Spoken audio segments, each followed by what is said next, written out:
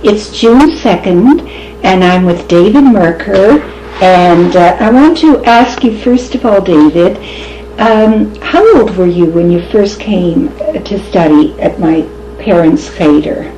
I've pondered that since we first spoke about my coming, and I have to say, I don't know. But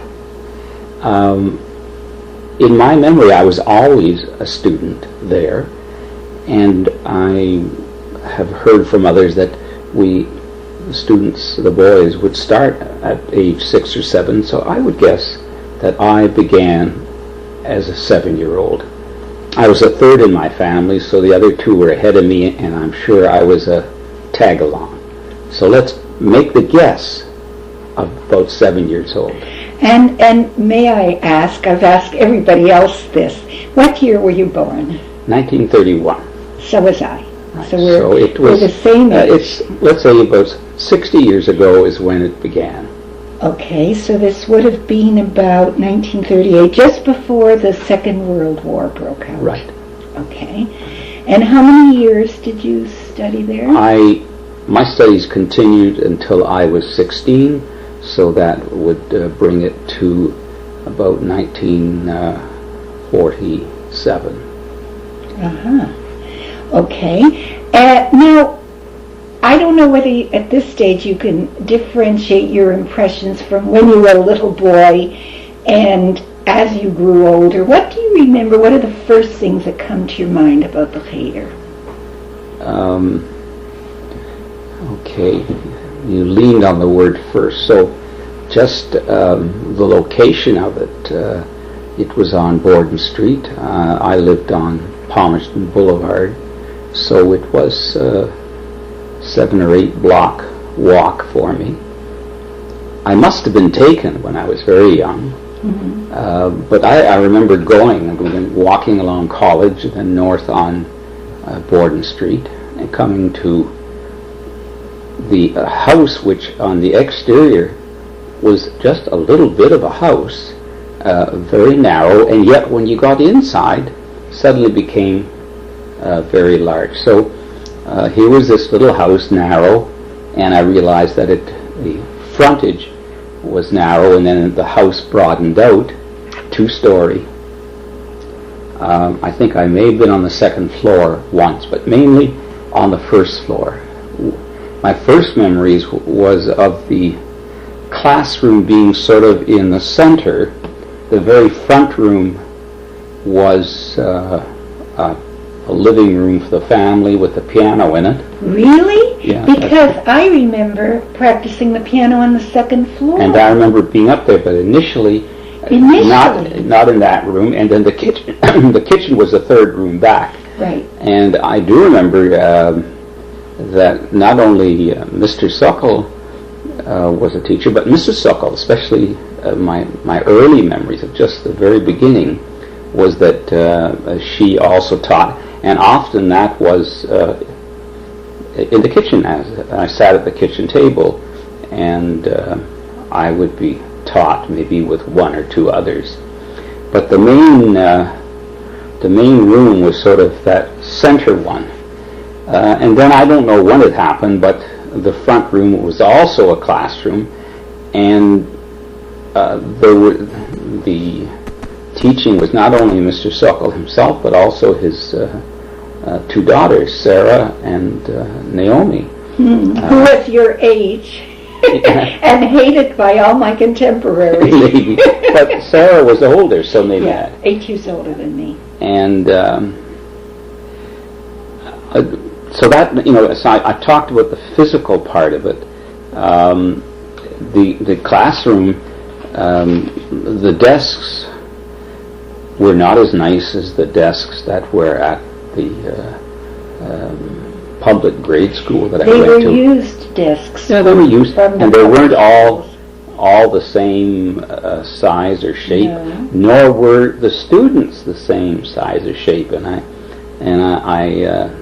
it wasn't a one-room school, but I think it smacked a little bit of it because there are often big age differences between the boys that were in my class.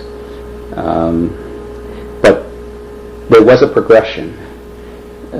My earliest memory was that I would go, right after school. I had a dash to get there. It was probably to get there for 4 o'clock. But then as I got older, it got later, I would arrive at 6 o'clock. So there were 2 shifts of class. 2, yeah. And then when I was beyond bar mitzvah, I was coming in the evening. I was arriving at 7:30 or 8 o'clock. Interesting. I'm the same age as you. My memory is that of always having the piano upstairs, but it may be that because I was studying the piano seriously, my parents felt they had to give me more time when they moved the piano up. But I remember 2 classrooms besides the kitchen, like 2 classes taking place simultaneously, no? Yeah, I would agree with you, but it was this front room where the second one. Right. There may have been some. I don't remember another teacher. It was all. No. It was the Sokol family. Yeah. Oh, I know. But my mother or my sister, yeah. And you speak about the piano. I had I'll take a diversionary chat. I looked forward, and I'm sure the other students too, not having to go to school at Christmas break and at Easter break and what have you. Mm-hmm. And Mr. Sokol, he just got so excited because he would have his boys all day, every day, while those... You went all day in the Christmas holiday? Well, I'm sure it wasn't all day. It was longer hours and every day. Oh. So here I was coming at Christmas break and coming into the house, and somebody was playing a Christmas carol on the piano. And I just used to go, I was shocked.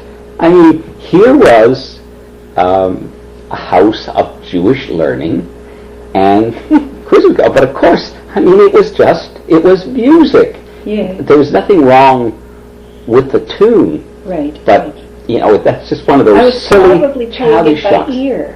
Probably. Yeah, because I was singing it in public school. Yes, we all were singing it in public school, and we all knew when to not say the words that were prohibited. But we all, I went to a school where 95% or more of the children were Jewish, and we sang Christmas carols, and we had major assemblies of the whole school, and we sang Christmas carols. David, just one second. Okay, now, David, your sister Sarah was how much older than you? 6 years. 6 years. Okay, and then Froyam? Is 3 years older than 3 years. So you had heard about the Cheder as a tiny boy before you started going. I mean, you knew that was where your brother and sister went, right? Yeah. It was not a surprise. Oh no, I came from a very authoritarian home. My father was a very domineering personality. So, and I was a very obedient son. He said go to Cheder. I went to Cheder. A lot of guys protested that. You were so nice. Froyam was a bit of a troublemaker, wasn't he? Agreed, and that is true. I think Sarah too was a little protest, but I don't know. And I remember that I was a good student. I had no trouble in my studies at the grade school. I had no trouble at high school. At university, things got tough. And I had no trouble at Cheder. I was an okay student. Lots of other boys had troubles. And maybe they wanted to do something else. Well, I wanted to do something else too, but somehow or other, I didn't put it on the back of Mr. Sokol. I reflected on it, and I didn't. If I felt inhibited because I had to go to Cheder, which took up a lot of time, after a day of school and then Cheder, it was supper and bed. I didn't put on Mr. Sokol. That was what my father, mother demanded, and that was it. There was something,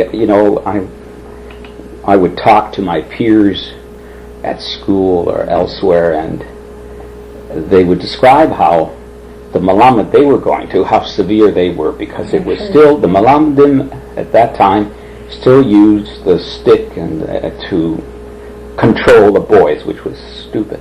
And that was never the case with Mr. Sokol. If anything, my memories of him are as a very sweet man. As sweet as he was, his wife was even more sweet. Oh, nice. And it was that kind of atmosphere. If anything, some of the guys in my class would get in the way because they were doing some of their shticks and would slow down the process. But it was. I can remember in times of great stress, my father whacking a big lumbering boy on the behind, giving him a whack on the behind. That was about as violent as he got. Well, perhaps that was the case, but with others, it was part of the daily routine to get punished. Was discipline fairly good despite the lack of corporal punishment? Oh yeah, I think so. They weren't big classes. I don't remember a crowd of boys. About how big? A dozen, 50? Maybe a dozen would be a lot. Remember, it was broken up into different groupings, and But a grouping wouldn't be 20 or 25. No way. I don't think there was space for it. Right. And sometimes I'd be in a room where I would be doing one thing, and there'd be some others that would be doing something else. Maybe they would be reading or writing something while we were doing something oral, and vice versa. So. But it wasn't large groups by any means. I knew about the Talmud Torah, that's the only one. I never heard about Eitz Chaim as a kid, but I knew about Associated. Right. And it had, classrooms where 30 or more kids could sit at one time. And I knew a few kids that went there. Mm-hmm. And it was only when I was approaching Bar Mitzvah that some of the shuls organized schools as an adjunct, right. Which was modern building and all that jazz. But I was never a part of it. But I knew about it. Okay, now besides the fact that you were an obedient child and a good student, did you enjoy the Cheder, and what did you enjoy? What were the things you liked best? Well, the idea of being able to read Hebrew was something that was a message that I got at home. So my father didn't sit and teach me. It was Mr. Sokol that sat. Mm-hmm. So acquiring that skill was good. Through various circumstances, I went to shul each Shabbat with my brother and with my cousin for the time. We went to the shul that was a part of Associated. Oh, you went? To Young Israel, it was called. Oh, but wait a minute. That was still on Brunswick. Oh, yes, absolutely, on Brunswick. The Associated was when we were up in Neptune, the Talmud Torah. Yeah, Talmud Torah was on Brunswick, okay. Oh, yeah. And that's how, sure, it wasn't silly, but when they read Torah, everybody went out of the shul. Yeah, well, so that's which the essence of gathering together was. But at that time, so we would wander in the building, and that's how I could see, like, what the other kids were exposed to. And you saw larger classes. Yeah, and I learned later, like, I knew two people who were part of the original day school at Brunswick, the all-day day school. Right. Who was that? Mike Levine and his wife Sybil. Oh, I don't know. Okay, but it's not that important. The fact was, there was a day school. My father was very strong for Jewish education, very strong, and yet he never, that I knew of, considered sending his children to that. Perhaps it was too orthodox for him. My father came from a shtetl, was orthodox, but he became was strongly Polo-Zion, which I think your father was as well. Yes. That's where they met. Yes. And the Histadrut was the big thing. But I think your father and my father were not like the mainstream of the Polo-Zion, who were anti-Jewish anti-Judaism. Oh, They you were- mean anti-tradition, Jewish tradition, you mean? Yeah, anti-Jewish. I mean that they were pro-Israel and they were pro-Jewish culture, Yeah, but not okay. observance. you But mean, non-observant. All right, yeah. fine. And yet I think my father was, and your father was. Because of commerce, my father no longer observed Shabbat. We observed Yom Tov, and he was fastidious about that, but not otherwise. So I think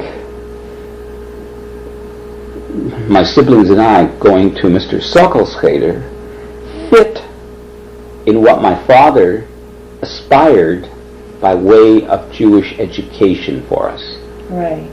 And his approach was kindly, and I think it was learned.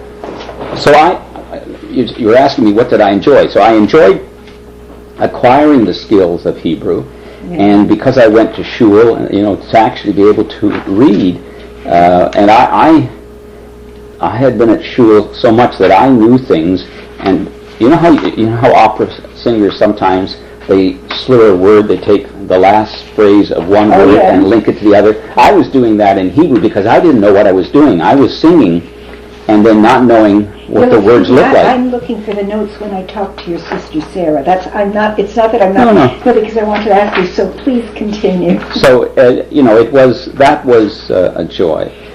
We learned Yiddish there. My father didn't teach us Yiddish. He spoke Yiddish to my mother. My mother learned Yiddish only after she married, but there wasn't Yiddish was used in the home as a way of leaving the children out of the conversation. Right. But we did learn Yiddish with Mr. Sokol. Our study of Torah was not great because we translated from the Chumash into Yiddish. Into Yiddish, is that right? Yeah, and we never. I mean, no way. My father, maybe when he went to Associated, he did. First of all, we never had the skill in Ivrit. No way. I mean, I can read Hebrew Zoom. I can't understand it. I can't go and buy fish with it. No skills in that. And our Torah study, as I say, our failing was that all we did was translate from the Chumash into Yiddish, and we were such pitzkels. We never had philosophical discussions. It was at best all we could do was translate. We couldn't. Even when you were older. Yeah, we couldn't even interpret. When you Torah study now requires, well, always did, but the time spent by in the yeshivas and all is working over the words in depth. We never did it because we never had the skills. Funny. I thought that my father, I know there were the Chumash Malamdim who translated everything into Yiddish by rote. I always thought my father was a little more creative with that. Well, maybe he would have explained more to us, but for sure, that's not my memory of it. And when you say translated into Yiddish, did all the kids understand Yiddish? You didn't have to translate it into English at all? Yeah. So maybe we didn't get very far and do very much because it was a tough road. It had to be in Yiddish. I mean, Yeah. you remember all through Cheder. Yeah. Isn't that interesting? And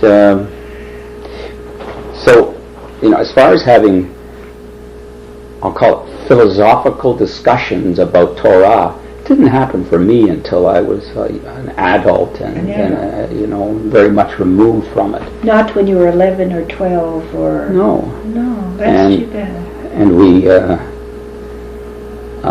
when I was, I spoke about going to shul, so that was to Brunswick, but then we moved our home from Palmerston and we moved up north of St. Clair near Bathurst. What's and the- we joined the St. Clair Shul. That's beautiful. It was named after a saint, a Christian saint, St. Clair Shul. At that time, the St. Clair Shul was a conservative shul. Yeah. And it was called literally St. Clair Shul. Of course, well, Shar Shemayim. But it was the gates of heaven. Yes, that's what Sarah told me. Of course, but but it wasn't the same as the Shar Shemayim that's now at yes, it is. It just moved. Oh. But it was called the St. Clair Shul. But at that time, it was conservative. It was conservative. When I was bar mitzvah, Rabbi Munson, who was in uniform at the time, was the rabbi, and he then went overseas shortly thereafter. And subsequent to him was Rabbi Washer, also of the conservative movement. Yes. And then a different bunch of guys. Funny that a lot of them came from the Brunswick Shul, like Meyer Gassner, Sam Sable, and a bunch of other guys. And instead of building another shul, with the vote they took over that shul. And they transformed it into an Orthodox shul. When would that have been, in the 50s? Yes, mid-50s. And they hired Rabbi Wurzberger. He was the first Orthodox. So it became an Orthodox shul. I'm not really want to focus on that. No, but it was only when I went to that shul, which would put it, in the, I was probably 12 or so, that I saw a Hertz Chumash, which had the text, and had Rashi, and had an English translation. When I studied with your father, we didn't have it. Oh, gee, I'm disillusioned. Yeah, okay. And I don't remember that there was a Yiddish translation. Because not everybody spoke Yiddish of your contemporaries. No, that's why we had such a hard time with it. We didn't get very far, and probably had to spoon feed us a little bit with English. But reading and speed reading was important. Reading Yiddish was important. We did quite a bit of reading. Writing Yiddish was a big thing, and writing Hebrew was important. I seem to remember one textbook, Shah HaLashon, but he did teach a little bit of like Hebrew phrases, didn't he? I seem to remember this illustrated book. Maybe when Yom Tov came, we were always prepared for it. When Pesach came, as long as I can remember, fully prepared to participate completely. And my father expected that too. That when we sat at the Cheder, that there wasn't a word missed. It was all recited, the whole group, and it was. So Mr. Suckle prepared us for that. And there was lots of singing. You could lots of singing. All these songs. Lots of singing. And that's all year. There was quite a bit of singing in what we did. Excuse me. Okay, did your father speak Hebrew? No. No. He could read Hebrew. He could read. And he could probably study Torah. But he did not speak street Hebrew. Right. He couldn't go and buy fish or ask directions in Tel Aviv. In Tel Aviv, no, but in Toronto, nobody did it in Hebrew. But so nobody, I have to say, but he was an intellectual snob in Yiddish. He had an extensive Yiddish library, right? And he got several magazines. He got the Forwards right to the end of his days. The Kempfer? And Kempfer, and the Tug came in until it, I think, wrapped up. But right. he was a Yiddishist. But now it's interesting. Excuse me but this is such an interesting conversation. He was a Yiddishist. He was a Zionist. Now there were at that time, in many cases, a dichotomy. There were the Yiddishists who were like the Bundists, and they shunned the Hebrew. Then there were the Zionists who shunned the Yiddish. My father loved them both, and I guess your father did too. Yes, and as I mentioned earlier, I think both these men, both our fathers, stood by Judaism and Jews. They didn't have to reject traditional Judaism in order to take on the modern labor Zionism. Right. Now, and my father considered himself a real staunch Histadrutnik. It has nothing to do with your father's school, but when he was active in the movements, when the state was getting formed, and he considered himself a fairly advanced fellow, my father. And he made a trip in either 1946 or 47. He flew to Israel.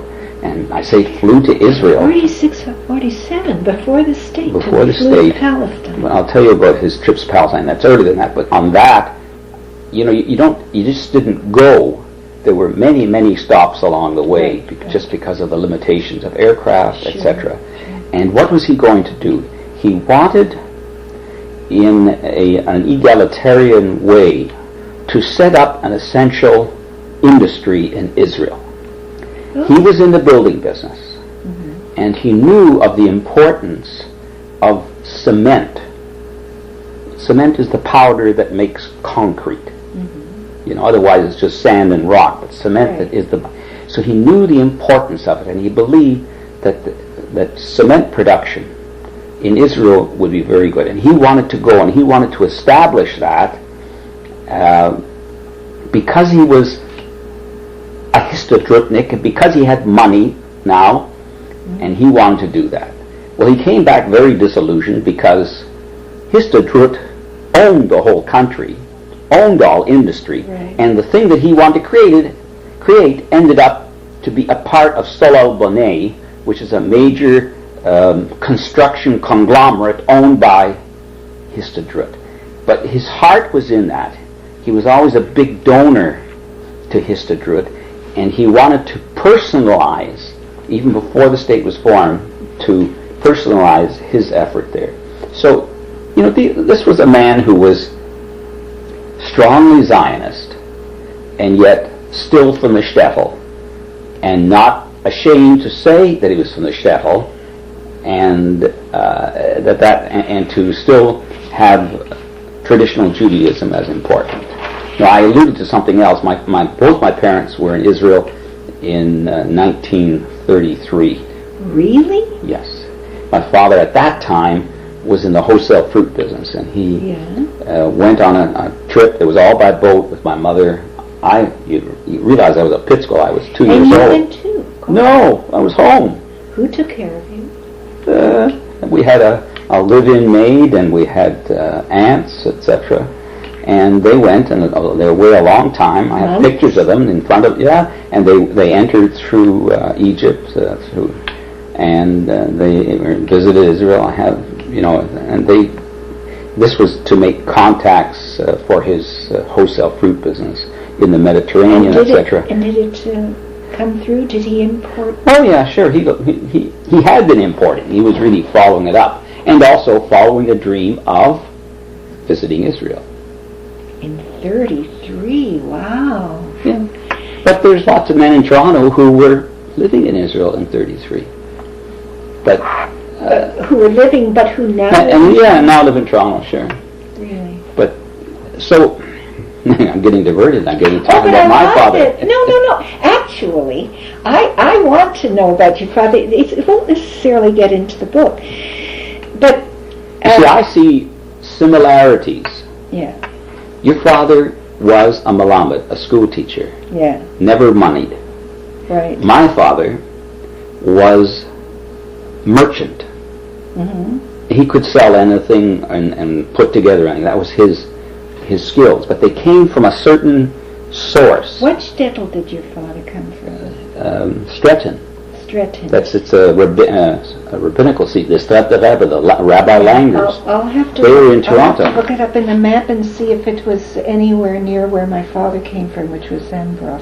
I'll have to. Stretton in Galicia. But Galicia. Yeah. Did you ever hear of the Stretton Rebbes? They had I've heard of them. I didn't know. They had a shul here in Toronto.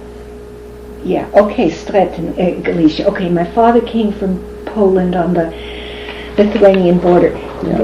What I find so interesting is, though, you have told me the things your father and my father had in common, but my father looked up to your father. I mean, my parents loved your parents. I mean, your mother, so gracious right. and lovely and all the rest of it, and my father was in awe of your father. And I sort of, try to picture this very authoritarian, rich Yes. businessman and this little meek Yidele, Yes.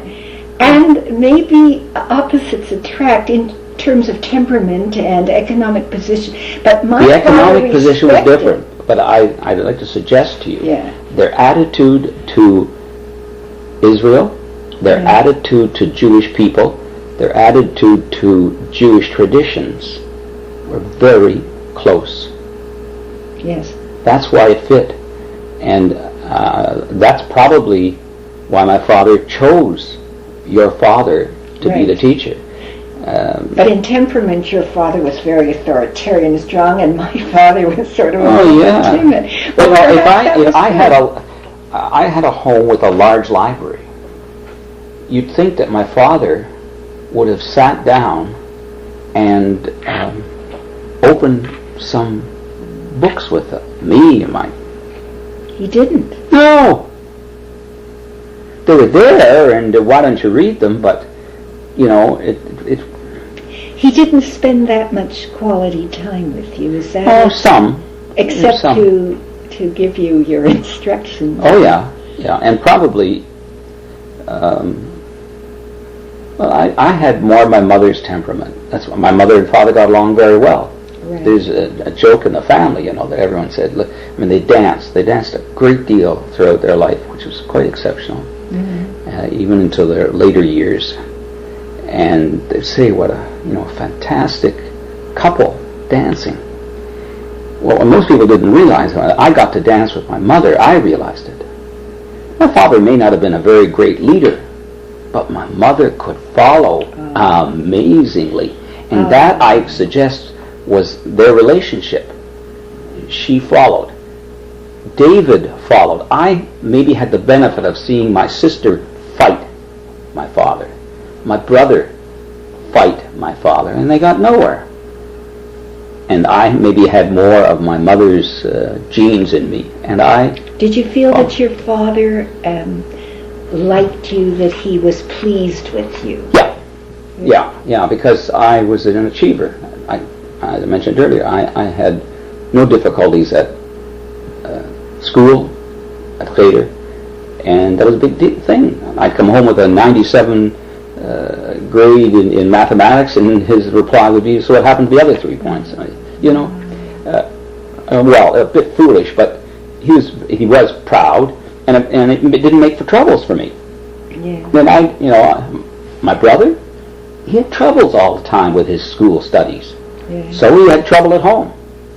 Yeah. And Sarah told me that she was not very happy about going to Cheder. Her father forced her, but she resented it. And, she doesn't have the kind of memories that you do. I don't think girls were going. I don't think there was a lot. She never well, I have quite a few girls' names. But I don't, there wasn't the bat mitzvah mill. There was a bar mitzvah mill. So, parents made sure the boys But with your went. father, it wasn't just that you were going for the bar No. mitzvah. You were going. Okay, before we... Now, about the Cheder, do you remember concerts? Were there like presentations and recitations and performances? I know that I have programs of my father. Do you remember partaking in that? No, I don't. Okay. Holidays. Several people remember my mother baking latkes for the children. Do you have any recollections of the holiday celebrations. Now that you say it, I do remember your mother making latkes. Yeah. I remember the kitchen was sort of a part of the school, and when I was older and I would come in the evening, I would have had my meal at home and all. Maybe your father was just having his, but I would sit and study with him. Sometimes it was just I and he, or maybe another student, and he would have his tea, and he would drink his tea holding a cube of sugar between his teeth. And I marveled at that because no one else I knew did that. Mm-hmm. And it was a very warm did he ever atmosphere. offer you a cup of tea or something? No, I don't remember that. Yeah. Of course, strong things like tea weren't offered to young folk. No, that's true. That's true. But it was. Could you help me remember the kitchen? I know it was very large, and there was a big, there was a summer kitchen, and there was a big cupboard, and there was, when I was a small child, there was a coal stove, which was eventually replaced by a very gas large stove. coal stove. Yeah. You remember that? Just as you came in the room, there was a hallway that went down the length of the house. Telephone was halfway down the hallway under the stair, and then it's just as you entered the kitchen, this was a large stove was there. Do you remember when they got the gas stove? It was at some point. It must have been in the mid-40s. No, I don't. I should actually record this, so cause I'm going to write my own personal memories too, you see, and I'm remembering things as I talk to you. But my father always wanted to spend money and better the quality of living, and my mother didn't want to spend money. And so there was always, but I do remember amidst great stress we got a gas stove sometimes when I was in my teens. I don't suppose that would have made an impression on you. No, I came from a home that was very comfortable, and it had those things that you spoke of. Yeah, we had a furnace that you shoveled coal, but then we got one that had an automatic coal feed. It was called a stoker one. Oh. And that was even before oil. But during the years I was there, it was during the Second World War, and there was a shortage of everything. Right. I don't even know if there were stoves being produced or available, but maybe it was after that. Yeah, it must have been. But it was the kitchen, there was this big stove. There was, to me, an enormous table to sit around. That's right. It may not have been, but it certainly felt like table. It was a big table. And your mother was teacher as well. Yes. Yeah. And she had to do the housework, and she had to cook, and if a child was hurt, she had to bandage them or comfort them. But the children didn't show up until after school hours. I'm sure the first child showed up at 4 o'clock. Yeah. But she still had a lot of work, and my father, because he didn't teach during the day, he was home to supervise my mother in her housework. Ah! I'm going to take from what I'm saying too. Sure. So, it made for certain tensions. It really did. Yeah. Your father spoke to me about Habanim. Yeah.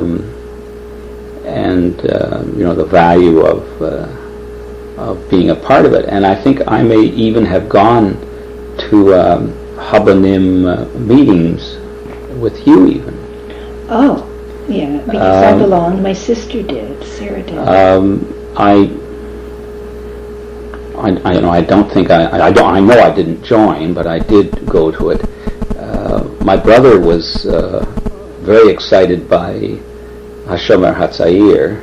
Mm-hmm. I think it happened to be the group of girls that were there that got him excited. That was most of the organization. Yeah. But my father was opposed to the philosophy because they were too militant. Yes. Yes, very much. That was still the Shah-Stil time for Jews, Right. not to make big waves. So I became aware of Habanim through your father, but in a gentle way. Right. There was something else. Do you have any memories and impressions of my sister Sarah? She was 8 years older than me. Could you please describe to me how you saw her? Oh, yeah, I was very, very conscious of her at the school. I think she was probably a major teacher there. I also remember her playing piano. Would that be right? No. Oh, she sang? She sang, but she didn't study music. She had a nice voice. Do you remember her as being hardworking? And of course, now she would have been 8 years older than you. She was older than my sister. Yeah. So she was somebody that you didn't resent, as you may have resented me. Did you? She was a little girl. I don't think I had much contact with you. Yeah. But now my sister, I'm really trying. She was a little girl, and was she a good teacher, my sister? I think so. Did she do a lot? I found her, a very gentle person as well, and probably she was one of those who took care of the young, and so I don't have strong memories of her. I have memories of her being there, and but my strongest memories are of your father. And also, she would have helped the slow learners, and you didn't need that help. No. So you probably did most of your studies with my father. Yes. Except when you were maybe a little boy, but you never needed the extra coaching. That's correct. I would agree with that. Yeah.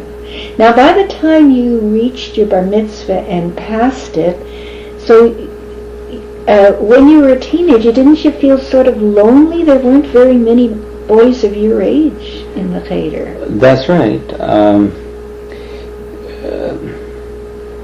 I'll come back just a bit to bar mitzvah preparation, which was sort of like it just flowed from everything else, and your father prepared me for it, and I felt very comfortable when that day came. He was, of course, not there. He davened elsewhere.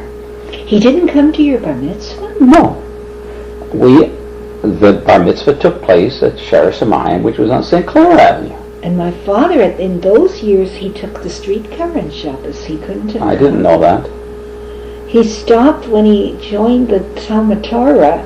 The teachers weren't allowed. Right. But when he had the Cheder? I didn't know that. But I stood up alone. It was, and that was... Oh, wait a minute. You were bar mitzvah in what year? Well... 44. Yeah. Okay, and he started at the Brunswick Talmud Torah in 47. That's when he took his vow of... Okay, well then... I don't know. He wasn't there. It was, but it was, and there were some boys who had a hard time getting ready for their bar mitzvah, and I didn't. You must be musical, right? A little bit. I you enjoy can carry singing. a tune. You have no problem carrying a tune. Right. And the trup was difficult. I mean, if I try to sing the trup now, it's hard for me, But at that time, it was, it was sort of like part of the routine. Yeah, so you learned probably a long haftarah and... Yeah, I had a full Torah. I just did the maftar section of the Torah reading, and it was very modern. They had a booklet, for my... And so it was, a very... it was a happy experience. That's right, pleasant preparation. And most other boys, bar mitzvah meant graduation. Right. Fini, everything. Right. And that wasn't the case for me, and I had sort of been prepared ahead by my father that I should continue. My brother didn't continue after bar mitzvah. It wasn't worth the battles. But I did continue, and it became more in the evening, and I guess in the end I was not liking it very much. I too had high school and wanted to do Sure. other things with my time. And that took away your time from... Interesting that as good as my experience was with Mr. Sokol and his family, Right. and it was good experience, Right. good people, good experience, especially compared to what I heard happened with others. Right. Even others that went to Brunswick. They had authoritarian guys there with the rules. So I had a good experience. When it came to my own children, in a snap, we had at that time 4 or 5 Hebrew day schools available. Now there's even more. Yeah. We just tramped around, my wife and I, found the one that fit us, Which one? was a United Synagogue Day School that was Yeah. a part of Beth Tzedek. Yeah. And our children all went there and had great life. And we established our home, which was on Bathurst near Glencairn, so the kids could go by bus to the school, and because it was at Beth Tzedek, and they had great experience there, and they all went, and like I should have perhaps wanted something different, but we wanted that integrated time. And then they had time to do other things, and the result of it, the eldest is a girl, and she's Dati, she's Shomer Shabbos, and raises her family. They're bulwarks of the Bayit up on Clark Avenue. Mm-hmm. The next is a boy who is a conservative Jew, married a Sabra, and they live in Toronto, and his children are going to United Synagogue Day School. And the third is a guy who is still single. But they're all very connected to Jewish people, and I attribute it to the training they got, not as adults.